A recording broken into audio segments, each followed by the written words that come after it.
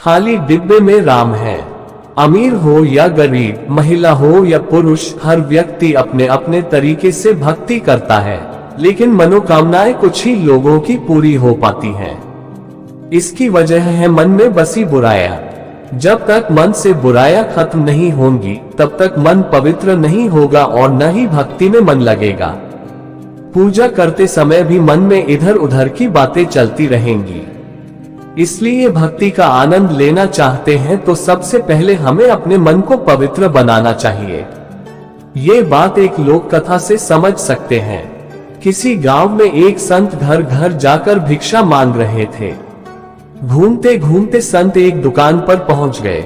दुकानदार से भिक्षा मांगने के लिए संत उसके पास पहुंचे। दुकान में बहुत सारे छोटे बड़े डिब्बे रखे हुए थे। दुकान की सजावट बहुत अच्छी थी। संत उसकी दुकान देखकर बहुत प्रभावित हुए।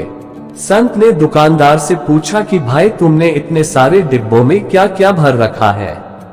दुकानदार ने जवाब दिया कि घर के लिए जरूरी सभी चीजें हैं, किराने का सामान है, मसाले और अन्य चीजें हैं। संत ने एक डिब्बे की ओर इशारा करते हुए पूछा कि भाई, उस डिब्बे में क्या है? दुकानदार ने कहा कि उसमें तो लाल मिर्च है। संत ने दूसरे डिब्बे के बारे में पूछा तो दुकानदार ने बताया कि उसमें नमक है। इस तरह संत ने दुकानदार से कई डिब्बों के बारे में पूछ लिया। दुकानदार संत के सम्मान में उनके सभी सवालों का जवाब दे रहा था। तभी संत ने अलग रखे हुए एक डिब्बे के बारे में पूछा कि उसमें क्या है, इसे अलग क्यों रखा है? दुकानदार बोला कि उसमें राम है, इसलिए अलग रखा है। ये बात सुनकर संत हैरान हो गए। उन्होंने सोचा कि डिब्बे में राम कैसे हो सकते हैं। संत ने ये बात दुकानदार से पूछी। दुकानदार ने कहा कि जिस डिब्बे में कुछ नहीं होता है, यानी जो डिब्बा खाली होता है, उसके लिए हम यही कहते हैं कि उसमें राम है।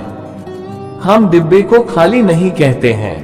ये बात सुनते ही संत आश्चर्यचकित हो गए कि इस दुकान वाले ने कितनी बड़ी और गहरी बात कह दी है। जिस बात को समझने के लिए मैं इधर उधर भटक रहा हूँ, वह बात इतनी आसानी से इस व्यक्ति ने समझा दी है। संत ने सोचा कि मैं तो भगवान की कृपा के लिए कब से भक्ति कर रहा हूँ, दर दर भटक रहा हूँ, लेकिन मैं बात नहीं समझ पा रहा था कि मुझे भगवान की कृपा क्यों नहीं मिल रही है।